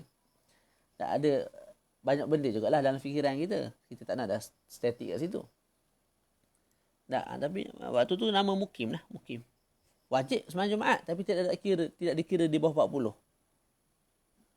Kalau ada jemaah tak dengar khutbah qiyahan tu, kita akan masuk perbahasan tu. Okey, baca terus. Bismillah. Faslun. Allah. Buat gamuk baca lambat aku ni. Okey, ini kita baca laju sebab senang je ni. Jadi mesti nak sah Jumaat didahului oleh dua khutbah yang sah. Dua khutbah yang sah. 7.30, 8.30. Okey, sejam lah. Okay, faslun furudul khutbatan. Jadi sekarang ni nak bincang tentang rukun khutbah dan syarat sah khutbah. Furudul khutbataini khamsatun. Fardu khutbah, dua khutbah Jumaat ni ada 5. Pertama, al-awwalu alhamdulillah fihima. Kita puji Allah Ta'ala pada khutbah pertama dan juga pada khutbah kedua. Masuk puji kat sini kita guna lafaz alhamdu ataupun apa-apa yang mustaq daripada alhamdu. Mana kita guna fa'il ahmadullah boleh juga. Hamidullah guna fa'il madhi boleh juga. Ataupun hamdan lillah guna masdar hamdan lillah boleh juga. Ataupun khabar ana hamidun lillah boleh juga. Dan mesti guna lafaz Allah. Alhamdulillah. Tadi kita tukar Allah dengan lafaz yang lain. Contoh alhamdu lil khaliq, alhamdu lir raziq, alhamdu lir rahman, alhamdu lir rahim. Tak boleh. Mesti guna Allah. Alhamdulillah. Selesai. Lepas tu mesti alhamdu tu ada pada khutbah pertama dan juga ada pada khutbah kedua. Sebab tu disebut fihima. Dalam kedua-dua khutbah. Al-thani. Yang kedua. As-salatu ala Nabi sallallahu alaihi wa alihi wasallam fihima. Selawat ke atas junjungan besar Nabi Muhammad sallallahu alaihi wasallam pada kedua-dua khutbah. Ketika itu mesti sebut lafaz selawat. Mesti perkataan as-salawat tu ada. Usalli ke, nusalli ke, as-salatu ala Rasulillah. Ikutlah yang penting as-salatu, selawat. Tak boleh kita sebut rahimallahu Muhammadan. Tak boleh. Guna rahimah, tak boleh. Mesti guna salla. Lepas tu nama Nabi, tak apa. Kita sebut Allahumma salli ala Muhammad. Allahumma salli ala al-Aqib. Allahumma salli ala al-Bashir. Allahumma salli ala Taha. Allahumma salli ala Nadhir. Nama-nama Nabi selain daripada Muhammad, Ahmad ke apa semua tu boleh. Tak ada masalah. Okey, kalau kita sebut dhamir tak boleh. Sallallahu alaihi. Alaihi guna dhamir. Selawat dan salam Allah ke atas beliau, ke atas dia, ke atas baginda, tak boleh. Mesti guna sebut nama. Dan selawatnya juga mesti apa? Fihima pada khutbah pertama, khutbah kedua. Terus. Yang ketiga, al-wasiyatu bittaqwa fihima. Wasiat dengan takwa pada kedua-duanya. Kedua-duanya mana? Kedua-dua khutbah lah. Khutbah pertama dengan khutbah kedua. Yang paling ringkas kita sebut ati'ullah. Taatlah kamu kepada Allah. Ataupun kita sebut ihzaru iqab Allah. Ihzaru nar Allah. Takutlah kamu, hati-hatilah kamu akan neraka Allah Ta'ala. Azab Allah Ta'ala. Tidak memadai kita memberi amaran terhadap perkara yang berkaitan dengan dunia sahaja. Hati-hatilah para jemaah. Sesungguhnya minggu hadapan harga minyak akan naik. Maka belilah minyak siap-siap pada minggu ini. Tu. Jadi kita tahzir semata-mata perkara yang berkaitan dengan dunia. Ataupun kita sebut akan berlakunya sekian-sekian gejala ataupun sekian-sekian runtuhan apa semua tu. Yang berkaitan dengan dunia semata-mata tidak boleh. Mesti berkaitan dengan akhirat. Takutlah kamu akan api neraka. Takutlah kamu akan maksiat. Tak tinggalkan maksiat. Buatlah ketaatan itu semua. Okey. Selesai. Mana tadi? Yang itu juga mesti apa? Fihima. Mesti dalam khutbah pertama, khutbah kedua. Yang disebut usikum bitaqwallah tu je lah tu. Itu dipanggil sebagai rukun khutbah, iaitu rukun wasiat dengan takwa. Yang keempat, qiraatu ayatin minal Quran fil ula atau fil thaniyah. Ini pilihan. Kita baca ayat Quran. Sekalipun ayat Quran tu hukum telah dinasahkan, tapi masih kekal dia punya tilawah bacaan dalam Quran. Hukum tak ada dah, tapi bacaan masih ada dalam Quran. Boleh kita guna ayat tu untuk kita baca. Boleh? Dan syarat ayat yang kita nak lontarkan dalam khutbah, sama ada khutbah pertama ataupun khutbah kedua, kita diberi pilihan. Mestilah ayat yang memberi kefahaman dan sempurna satu ayat.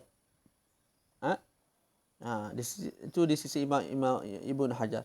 Imam Ramli sebut, walaupun setengah ayat tak sempurna satu ayat, boleh, yang dengan syarat memberi kefahaman makna lah. Tak. Tu. Jadi baca ayat Quran ni, khutbah pertama boleh, khutbah kedua boleh. Yang maulidnya kita letak pada khutbah ke bawah.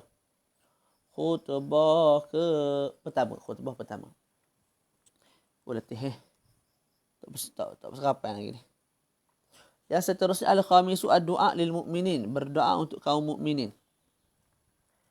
Dan juga orang yang mukminat, ikutlah. Kaum mukminin saja boleh dah. Walau rahimakumullah fi tsaniyah. Doa mesti pada yang kedua. Doa mesti pada khutbah kedua. Kalau kita baca doa pada khutbah pertama, khutbah kedua tak baca, tak sah. Kalau kita baca doa pada dua-dua khutbah, sahlah, sebab memang ada doa pada khutbah kedua tu. Dan doa tu tidak ada masalah untuk kita mengkhususkan orang yang mendengar. Kita doakan untuk orang yang mendengar saja. Orang luar kita tak doakan. Tidak ada masalah. Ataupun kita gabungkan orang yang datang, orang yang tidak datang, kita gabungkan semua juga, tidak ada masalah. Dan sunat kita doakan untuk pemimpin kita. Tapi jangan sampai menipu lah. Sifatkan pemimpin dengan sifat-sifat yang tidak ada sifat itu pada pemimpin tersebut, tak boleh. Tapi doa untuk pemimpin sunat. Sebab bila pemimpin ni comel, rakyat pun akan jadi comel, molek perangainya. Dan doa mesti doa dalam bentuk ukhrawi. Tak boleh doa dalam bentuk dunia. Ya Allah, ya Tuhanku, berilah kami kaya, ya Allah. Amin ya rabbal alamin. Doa berkait dengan dunia semata-mata tidak boleh. Okey, selesai. Selesai kat situ.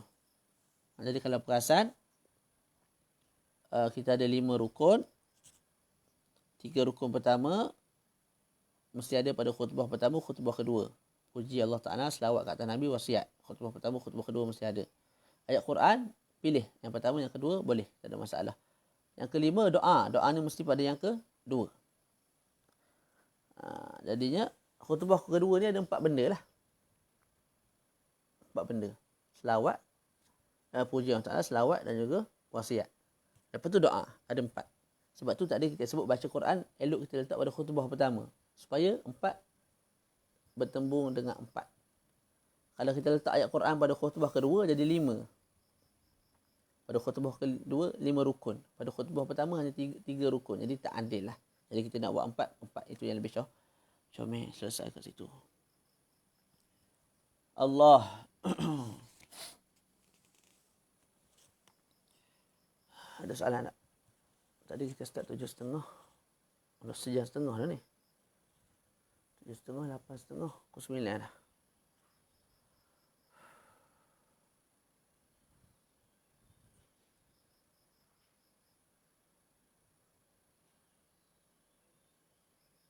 Ada sebarang soalan?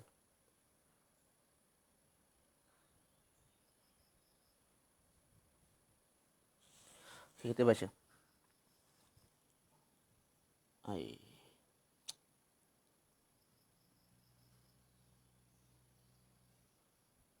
Tak apa dah, habis ni dulu.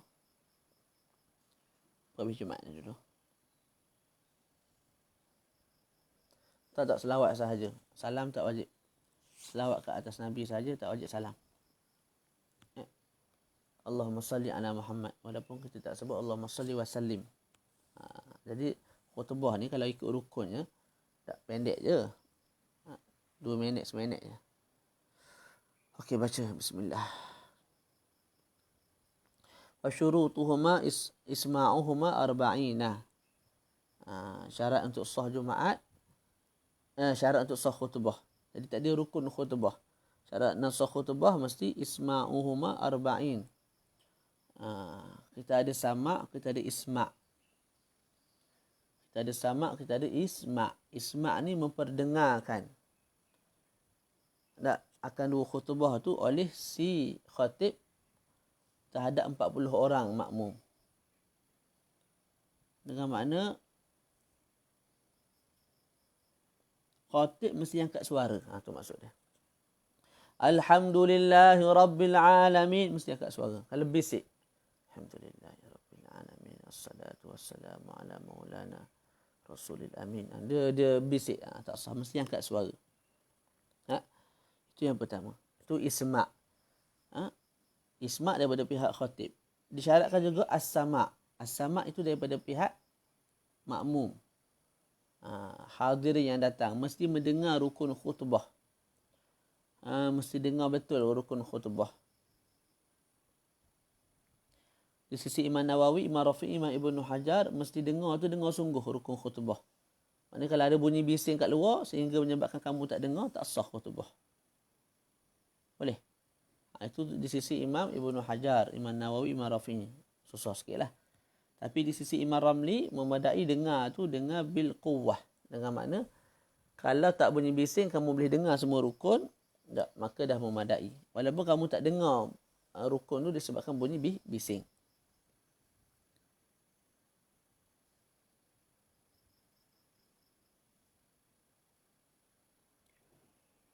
Boleh? Okey. Kalau orang tidur, adalah makmum 40 orang, 40 tidur. Maka di sisi Imam Ramli, sah. Sebab Imam Ramli sebut, kalau mereka bangun, mereka dengar tak? Dengar. Maka sah. Sekalipun tak dengar betul sebab mereka tidur. Tapi di sisi Imam Ibnu Hajar, Nawawi, Rafi'i sebut tidak sah. Sebab apa? Tak dengar. Dah tidur, nak dengar lagu mana? Sedangkan mereka syaratkan mesti dengar sungguh. Tengah tidur mana nak dengar? Tak, maka tidak sah. Jadi khilaf lah. Jadi kat sini disebut isma'. Isma' arba'in. Mesti imam angkat suara sekira-kira boleh didengar oleh 40 orang. Dan 40 orang tu pula mesti dengar betul. Ataupun dengar bil quwwah. Itu khilaf yang kita sebut tadi.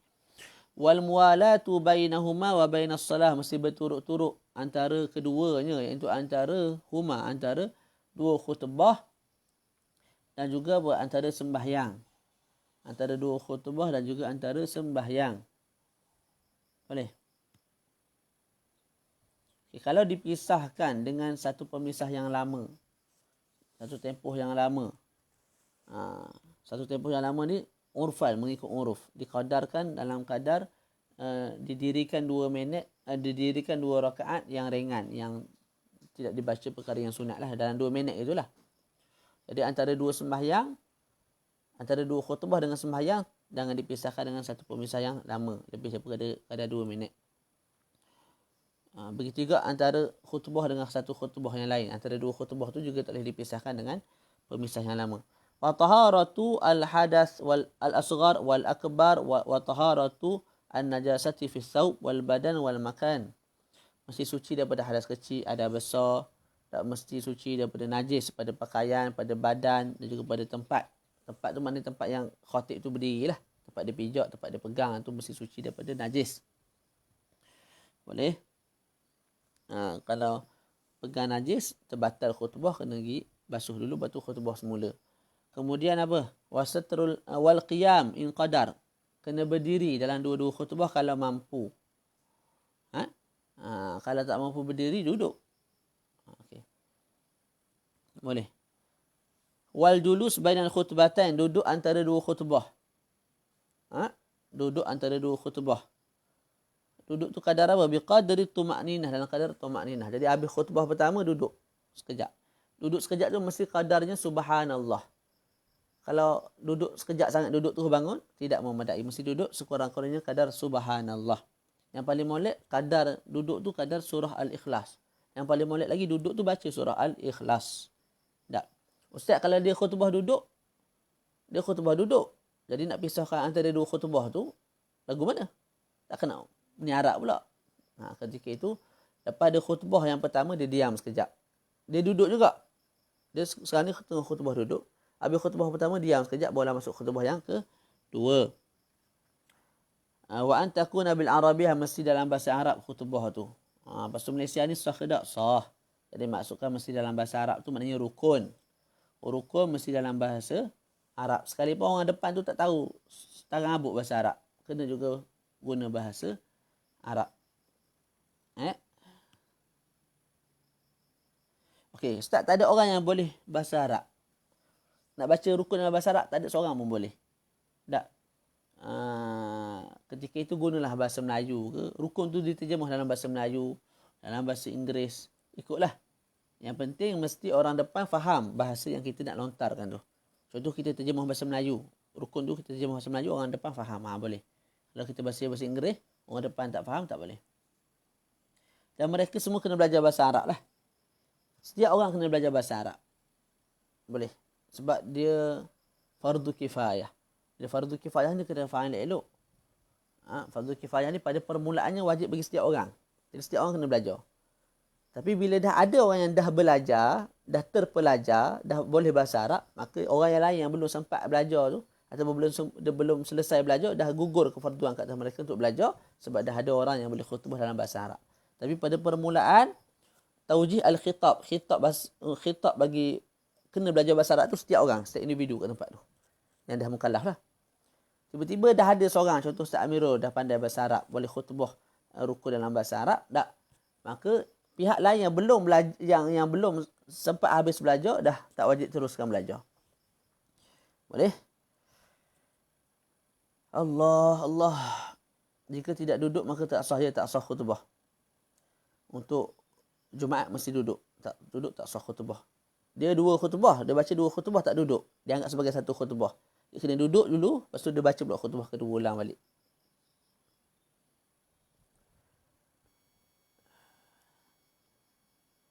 Okey, baca.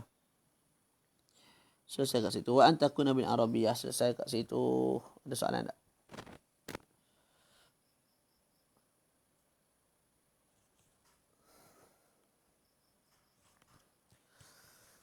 Oh Allah. Syarat seterusnya tak tulis dalam ni tak? Mesti semua sekali tu. Wa ba'da zawal, yang terakhir wa ba'da zawal. Mesti khutbah itu selepas daripada zuhur. Jadi jangan start alhamdulillah. Start dah alhamdulillah. Zuhur tak masuk lagi. Lepas tu baki rukun dalam waktu zuhur. Tidak sah. Mesti semua rukun dalam waktu zuhur. Dan mesti sebelum keluar waktu zuhur. Allah Rabbi.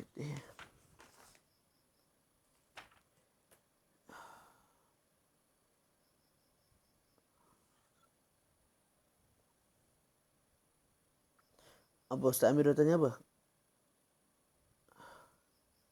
Yang dengan khutbah tu saya dah syarah, tak dengar, ada khilaf.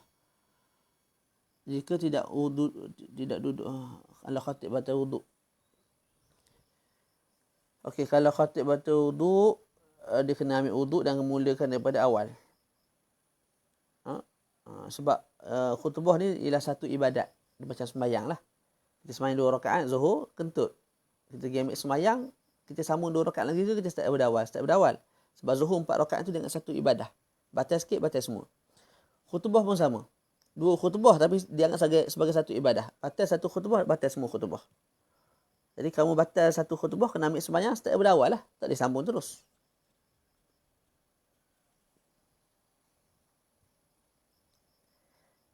Itu kalau khatib tu sendiri nak khutbah. Kalau dia nak ganti orang lain, tak. Maka terus boleh bina. Maknanya, contohlah Ustaz Amirul khutbah, dia sebut dah 2 rukun, lepas tu terbatal. Ustaz Amirul turun pergi ambil wuduk. Lepas tu dia tunjuk kat saya suruh naik. Saya pun bangun, turun naik. Tu saya sambung khutbah tersebut. Yang penting saya dengar rukun yang disebut oleh, 2 rukun yang telah disebutkan oleh Ustaz Amirul tadi. Bila saya dengar, saya naik tu, terus saya sambung khutbah lah. Itu kalau kita ganti orang. Suruh orang lain naik. Kalau orang yang sama, dia kentut, dia nak naik juga kali kedua, dia kena wuduk dulu, lepas tu naik start daripada awal. Tak boleh sambung. Allahu'alam. Berhenti. Kita baca malam lah. Aduh, saya nak baca sampai bab ni. Tak habis juga. Aduh lah. Saya nak baca sampai habis bab jenazah. Takut tak sempat habis. Nak jadi lambat nak akhtam.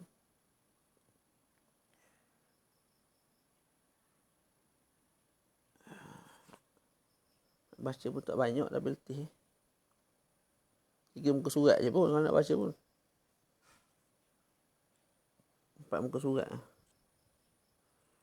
Cuba nanti tak larat saya pun. Nak baca mana sekarang tak? Nak baca boleh ya. Tapi kita baca buku 8 ke. Ustaz, ada ke syarat hanya lelaki je yang kena jadi khatib? Ya. Ada banyak lagi syarat tak disebut. Lelaki mesti, khatib mesti lelaki. Kalau perempuan tidak sah.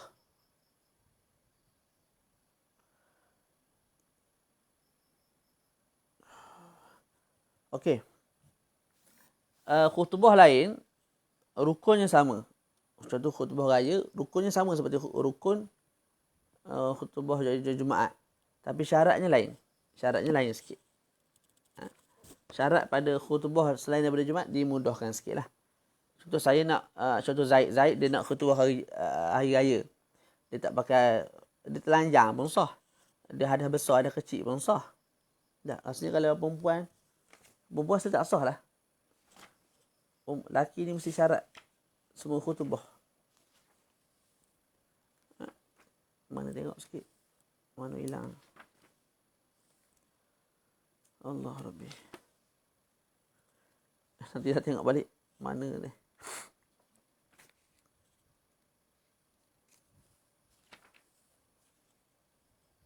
Syarat sah khutbah.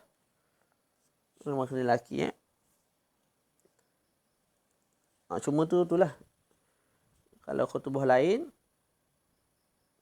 khutbah contoh khutbah solat hari raya, solat kusuf kerana bulan, kerana matahari tu tidak disyaratkan suci. Ketika khutbah tu lah tidak disyaratkan suci, nak sembahyang kena suci. Tak, dia berhadas kecil, ada besar pun sah dia punya khutbah. Tak tutup aurat pun sah. Tapi kat sini kena disyaratkan. Kalau tak sah. Laki tu rasanya umum, secara umum.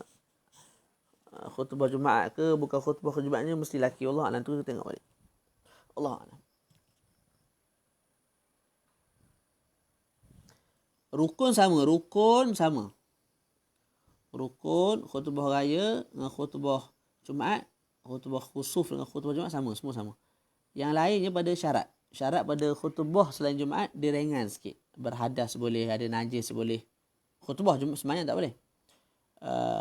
Telanjang pun boleh, mana nampak aurat pun boleh lah. Tapi khutbah Jumaat tak boleh. Cukuplah sekadar tu, saya tak larat dah ni. Jadi insyaAllah kita sambung malam sekarang InsyaAllah. Kalau tak malam pun minggu depan lah. Tak ada masalah pun. Wa sallallahu ala sayyidina Muhammad. Perempuan sah ke baca khutbah hari raya? Macam kena tengok balik.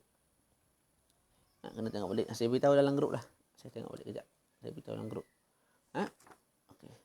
Wa sallallahu ala sayyidina Muhammad wa ala alihi wa sahbihi wa baraka wa sallam. Alhamdulillahi rabbil alamin. Assalamualaikum warahmatullahi wabarakatuh.